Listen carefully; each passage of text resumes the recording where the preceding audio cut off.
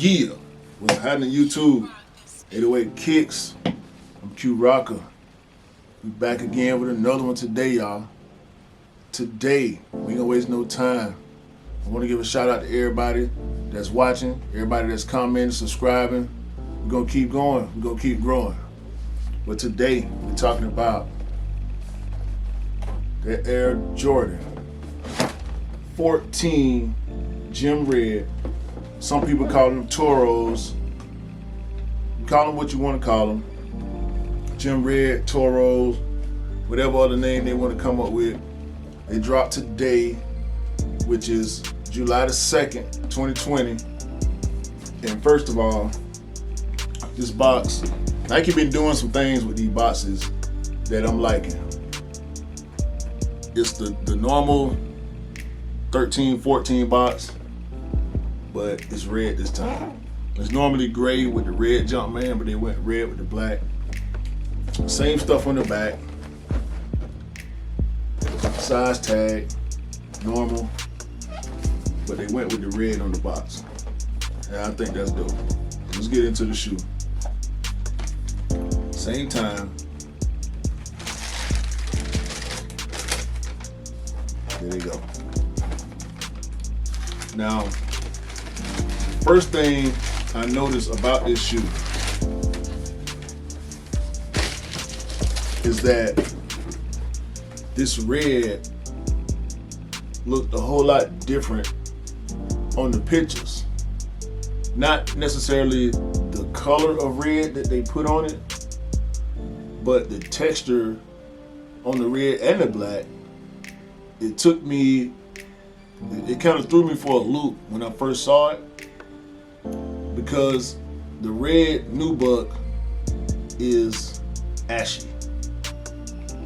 It's a thick cut of nubuck, and we know how black nubuck looks. It does appear kind of ashy, so it don't really surprise me that this red is ashy, but I didn't think it was going to be as ashy as it is. I mean, when you look at the pictures, you know, people got their lights on. Maybe some people did some photoshopping. I don't know, but it looked different on pictures. And when I got it in hand, it threw me back for a second. Now, I'm not mad at it. I am gonna spray this thing with some water stain repellent. And there's also a nubuck, the black nubuck on the tongue. The suede on the toe cap. Real short hair suede. It does have, you can see where it's a color change on there when you rub your finger across it. So you definitely, this is a shoe that you definitely gonna wanna protect. You're not gonna wanna wear this thing in the rain. This black suede on the toe box, it looks real fragile. I ain't gonna lie to y'all. It looks real prone to dust. I mean, just from taking it out the box, you can see white, like, I don't know if it's from the paper or just dust from the factory, but it's not made badly. All the stitching is all the way together, all the way around, no loose threads, but it came out a little dirty. I gotta say that. And this suede on the toe box is real thin. I mean, if you look at the cuts, of the nubuck on the upper, right here, you can see how thick that is. All the way around, even on the back, you can see how thick that is. But when you get up to the toe box, the suede right here is kind of thin. Now I imagine they did that for a reason. I don't know if it's a production thing, because we know Nike been having some issues lately since the virus has really taken a hold in America and around the world. I don't know if it's a production thing, really. I don't know if it's maybe this red is under there, this nubuck is under there, and they didn't want to pack it on too heavy. But it's real thin. I mean, you really want to watch where you stepping and how you stepping in this shoe, in my opinion. You don't want to scuff that suede on there, because as thin as it is, you might end up with a gash in this thing. And this shoe, just from looking at it, I mean, it's gonna be real hard to keep this shoe in 100% new-ish condition. Y'all know I done said it plenty of times before, I like to take real good care of my shoes. I really only got out of my whole collection maybe 2 beaters.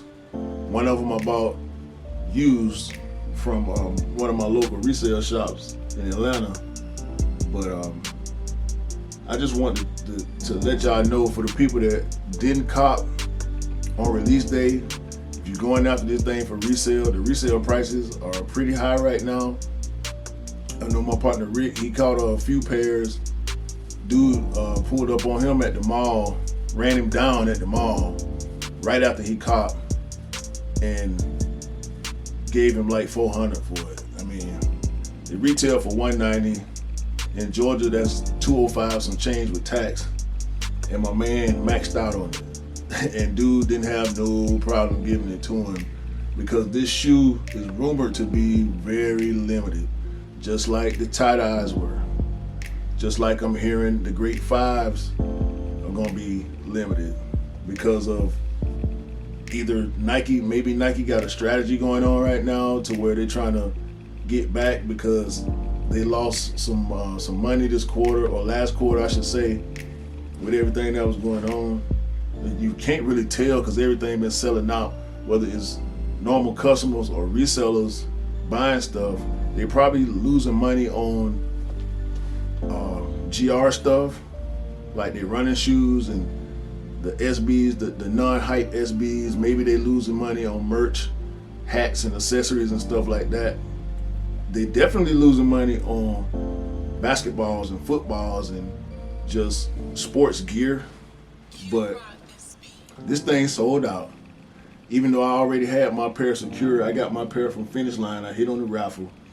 I still went for extras because of the fact that everybody was saying, everybody that I know of, reliable sources, was saying how limited it was gonna be. And this is my first pair of 14s. I didn't get the candy canes.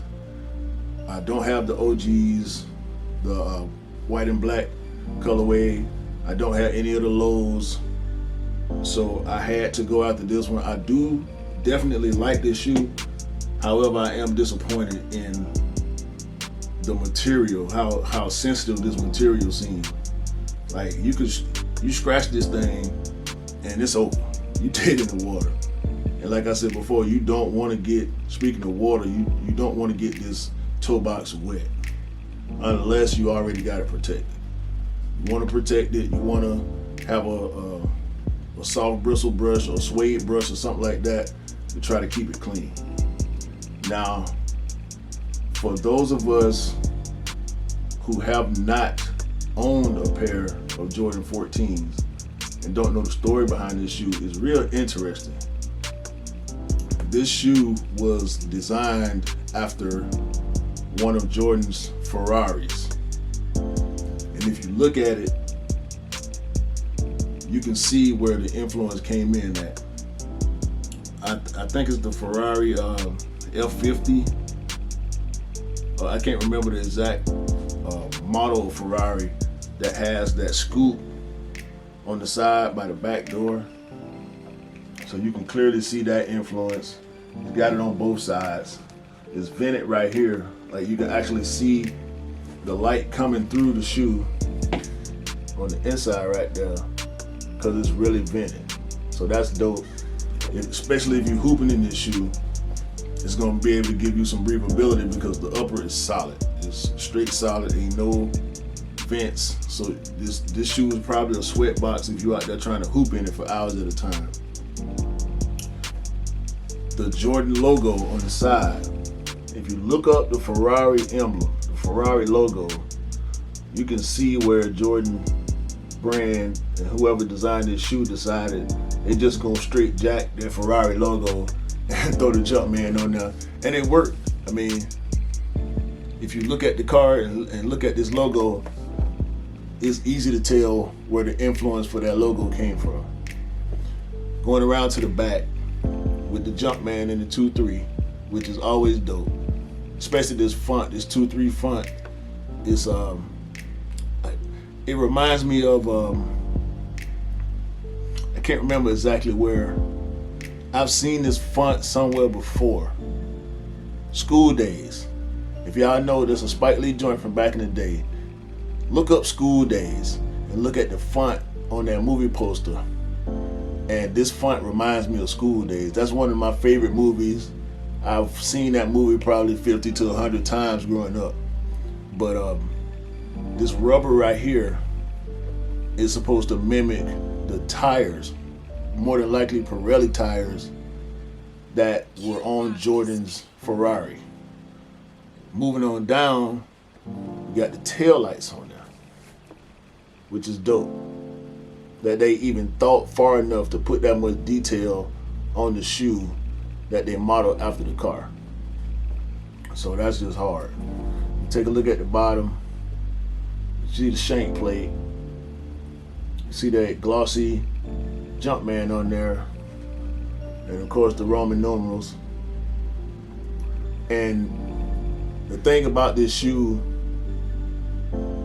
is this is 14 Jumpmans between the two shoes. I'm not going to take my time to sit here and count them, but that's what I hear. I've heard that so many times, that between the two shoes there are actually 14 Jumpmans, and they're probably counting this one, the red Jumpman, on the inside. Matter of fact, let's try it. We got the one on the bottom, we got 2 here, 3 there, we got 4 little white Jumpman on the front. We got 5 on the inside. I guess we can count 6 for the little Jumpman on the size tag on the inside. And I don't know where to find 7. But that's what it is. Now, if you're looking at this midsole, it might look a little off to you. That's because these 2 teeth right here and this part of the midsole is a different color. It's a different paint than the rest of the white on the midsole. This is the same paint that they put on the midsole of the Jordan 13 black, white, and red. Not the He Got Game. Y'all go back and check. I did a video on that shoe. A lot of people didn't like that shoe, but I see a lot of people rocking that shoe too. Now, it's not really white. It's a off-white, and it's got like sparkle to it when you see it in the light, but from a distance you wouldn't really be able to tell, and it don't bother me. I think it's a dope shoe. This tongue on the Jordan 14 has always been a little weird to me. I don't really mind it. I guess it's kind of like a visor. The Jordan in the front, Roman numeral 14 in the back, and the laces with the chrome tips on them. That's what it is. Is that what it is? The laces got Jumpman on them? The laces got Jumpman on them. So it's actually not the little Jumpman on the side tag that makes 6. The lace tips make 6 and 7. So there are 7 Jumpmans on each shoe. So now that we got to the bottom of that mystery, that's about it, man. Make sure you get some type of protectant. If you really don't care, it's just a shoe to you. You don't really care about cleanliness or, preservation of your shoe. Do your thing. You paid your money for it. Rock out how you rock out. I ain't mad at you. Maybe I'll be a little mad at you, but you spent your money. You do it how you want to do it. I'm trying to keep mine clean. I'm gonna spray them up. I'm gonna brush them off. When I take them off, I'm gonna do the proper maintenance. In my opinion, what's proper maintenance to keep my shoes clean. I'm gonna keep them in the box, and I'm gonna enjoy these. My first pair of 14s in my collection, and they dope to me. Again, they limited, so don't be surprised if somebody try to bust you across the head retail or resale when the retail was $190, $205 with tax. The price is gonna be up toward $300. They already over $300 at this point. If y'all don't believe me, go check it out. So I don't think we're gonna see a restock. We haven't seen restocks as of yet on the last couple of hype releases, being the tie-dyes and this one. We haven't seen restocks on the hairs. We haven't really seen restocks on the top threes. So that restocking stuff, y'all can wait it out if y'all want to. I don't think it's gonna happen personally. Maybe it will, but take your chances. However you want to take them. If y'all like this shoe, if you don't, leave me a comment down below. Let me know. Did you go for it? Did you get the W? Did you take the L? Follow your boy on Instagram, 808kicks_ATL. Subscribe, hit the notification bell so you can know when I'm dropping another video. Until the next time, I'm gonna get with y'all. Peace.